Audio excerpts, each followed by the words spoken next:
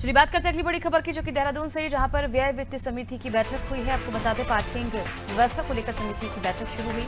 व्यवस्था को बेहतर बनाने के लिए ये बैठक की जाएगी। नए पार्किंग स्थल डेवलप किए जाने पर भी मंथन होगा। टनल पार्किंग बनाए जाने पर भी विचार विमर्श किया जाएगा। ज्यादा जानकारी के लिए रुख कर लेते हैं संवाददाता सोनू सिंह की ओर। सोनू, लगातार व्यय समिति की बैठक शुरू है और आपको बता दें कि जिस तरह से पार्किंग व्यवस्था को लेकर लगातार समिति कई समय से बैठक कर रही है, क्या लगता है कब तक इस पूरे कार्य को अमली जामा पहनाया जाएगा? अब देखिए, जो व्यय वित्त समिति की जो बैठक होनी है, इस बैठक के दौरान ये सुनिश्चित किया जाएगा कि जो पार्किंग की व्यवस्था है ये कैसे और बेहतर की जा सकती है और कौन कौन से ऐसे क्षेत्र हैं जहां पर नई पार्किंग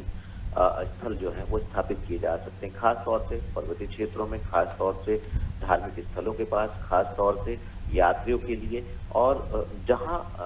पार्किंग की व्यवस्था नहीं हो पा रही है वहाँ टनल के माध्यम से पार्किंग बनाई जाएगी और ऑटोमेटेड पार्किंग भी बनाई जाएगी। हालांकि कुछ बजट का प्रावधान किया गया है और अलग अलग स्थानों पर कुछ पार्किंग के कार्य चल भी रहे हैं, लेकिन बढ़ते ट्रैफिक की समस्या से अभी निजात नहीं मिल पा रही है। लिहाजा सरकार आने वाले समय में और तमाम नए स्थानों के रूप में पार्किंग स्थल जो है वो स्थापित करने जा रही है। इसके अलग अलग स्वरूप होंगे और इस व्यवस्था को कैसे बेहतर बनाया जा सकता है, कैसे न उत्तराखंड के लोगों को बल्कि बाहरी क्षेत्रों से आने वाले पर्यटकों को, श्रद्धालुओं को कैसे बेहतर पार्किंग व्यवस्था जो है वो दी जा सकती है। तमाम ऐसे पहलू हैं जिन पर मंथन किया जा रहा है और इस समिति का उद्देश्य भी यही है कि इसका जो आर्थिक स्वरूप है वो क्या होगा, कैसे इस व्यवस्था में जो समिति है वो व्यय का खर्च कर, वो जो व्यय होने वाला है उसका प्रावधान करेगी। तो तमाम ऐसे पहलू हैं जो पार्किंग से जुड़े हुए हैं, ट्रैफिक से जुड़े हुए हैं, उन्हीं को लेकर के इस पर मंथन किया जाएगा। और आने वाले समय में ये माना जा रहा है कि पार्किंग की व्यवस्था बेहतर होगी, बाहरी क्षेत्रों से उत्तराखंड पहुंचने वाले लोगों को पार्किंग की दिक्कत का सामना नहीं करना पड़ेगा और इसके साथ साथ जो ट्रैफिक की समस्या उसका भी निदान जल्द से जल्द हो जाएगा। बिल्कुल सुनो, लगातार हम ट्रैफिक को लेकर चर्चा कर चुके हैं और जिस तरह से व्यवस्था सरकार बनाने की तैयारी में है, खासकर रहवासी और पर्यटकों की राहत के लिए। ऐसे में अगर हम पर्यावरण की बात करें तो पर्यावरणविदों का तो पहले ही ये कहना है कि ये महाविनाश का रास्ता है। ऐसे में इससे निपटना भी एक बड़ी चुनौती है। देखिए, अपने आप में एक अहम सवाल है, क्योंकि उत्तराखंड का काफी बड़ा भूभाग जो है वो वन्य क्षेत्र है और ऐसे में जब आप कोई विकास का कार्य करेंगे तो विकास की योजनाओं को धरातल पर उतारने के लिए आपको कई बार पेड़ों का कटान करना होता है। हालांकि एक सरकारी सिस्टम के तहत किया जाता है और ये भी प्रावधान है वन कानून के तहत कि जिस एरिया में आप किसी योजना को धरातल पर उतारेंगे और वहां पर पेड़ों का कटान किया जाएगा तो निश्चित तौर पर उसके एवज में आपको उससे डबल संख्या में वृक्षारोपण करना होगा। तमाम संतुलन बनाने की भी सरकार की या सरकार की तंत्र की तरफ से बातें कही जाती हैं, लेकिन संतुलन विकास के लिहाज से इकोलॉजिकल और इकोनॉमिकल जो संतुलन है वो सरकार कैसे बनाए, एक। और दूसरा, इसके साथ साथ जो तमाम गैर सरकारी संगठन या पर्यावरण के क्षेत्र में कार्य करने वाले जो संगठन है वो लगातार विरोध के स्वर ऊपर करते हैं, क्योंकि विकास के कार्यों को भी धरातल पर उतारना है और पर्यावरण का भी एक संतुलन बनाना है। तो ऐसे में एक रणनीति के तहत ही इन कार्यों को अंजाम तक पहुंचाया जा सकता है। बिल्कुल सोनू, एक रणनीति के तहत ही पहुंचाया जा सकता है, लेकिन जो जानकार हैं वो तो यही कहते हैं कि सरकार इसे लेकर बेपरवाह है, क्योंकि जब टनल बनाया जाएगा तो उस पर लाखों लोग वहां पर पहुंचेंगे और इसके साथ ही रेल लाइन की वजह से जहां भी टनल निर्माण हुए हैं अब तक वहां ऊपर के गाँव में दरारें आ गई हैं, जिसके प्रति सरकार कोई संज्ञान नहीं लेता है और सरकार बेपरवाह। अगर सरकार को इसकी जानकारी भी मिली है तो देखिए, ये बात सही है कि पर्वतीय क्षेत्रों में आप चाहे पार्किंग के लिए बनाएं या बड़ी बड़ी जल विद्युत परियोजनाओं के लिए बनाएं या अन्य विकास कार्यों के लिए बनाएं या फिर आप कनेक्टिविटी के लिहाज से आप बनाएं, जैसे रेल परियोजना उसके प्रोजेक्ट के तहत भी तमाम ऐसे टनल बनाए जा रहे हैं जिसमें पर्वतीय क्षेत्रों में ब्लास्टिंग के माध्यम से टनल को आगे बढ़ाया जा रहा है। चूंकि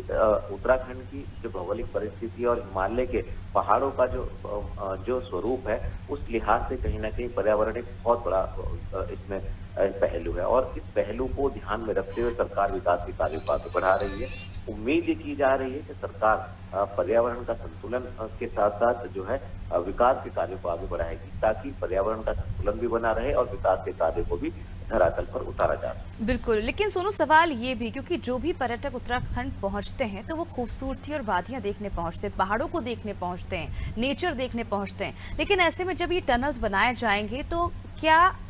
वो खूबसूरती जो अब है वो बच पाएगी? देखिए, यही सरकारी तंत्र प्रयास कर रहा है कि जो उत्तराखंड की आबोहवा है वो दूषित ना हो। दूसरा, उत्तराखंड का जो पर्यावरण है वो प्रदूषित ना हो। और तीसरा, जो विकास के कार्य हैं, इनको भी एक संतुलित अनुपात में आगे बढ़ाया जाए। अगर हम रेल परियोजना की बात कर लें, अगर हम नेशनल हाईवे की बात कर लें, और जैसे एक वैली को दूसरी वैली से जोड़ने की एक परियोजना अभी सरकार के स्तर पर विचाराधीन है, तो उस आने वाले समय में हम देख पाएंगे कि उसमें भी कुछ टनल जो है वो प्रस्तावित है। तो ऐसे में जो टनल बनाए जा रहे हैं, पहाड़ी क्षेत्रों की जो खूबसूरती है, जो आकर्षण है पर्यटकों का, उस पर इतना ज्यादा फर्क नहीं पड़ रहा। लेकिन जब आप ब्लास्ट करेंगे और टनल बनाई जाएंगी तो जो प्रदूषण है कहीं ना कहीं उस पर फर्क पड़ने की बात कही जाती है। हालांकि वैज्ञानिकों से रायशुमारी के बाद ही तमाम विकास कार्यों को अंजाम तक पहुंचाया जा रहा है और एक संतुलित विकास के अनुरूप जो है इन कार्यों को आगे बढ़ाया जा रहा है, क्योंकि यातायात भी जरूरी है और निर्माण कार्य भी जरूरी है और पर्यावरण का संतुलन भी जरूरी है और वृक्षारोपण भी इसके एवज में किया जा रहा है। तो हमें नहीं लगता है कि आने वाले समय में जो है वो सरकार का जो विकास का पैमाना है वो संतुलित नहीं होगा। एक संतुलित विकास के पैमाने के लिहाज से ही सरकार विकास के कार्यों को अंजाम तक पहुंचा रही है और उम्मीद भी यही की जा रही है कि पर्यावरण के संरक्षण का ध्यान रखते हुए जो है वो विकास के कार्य को धरातल पर उतारा जाए, ताकि जो पर्यावरण संरक्षण के क्षेत्र में कार्य करने वाले हैं उनको कहने का मौका भी नहीं मिले और जो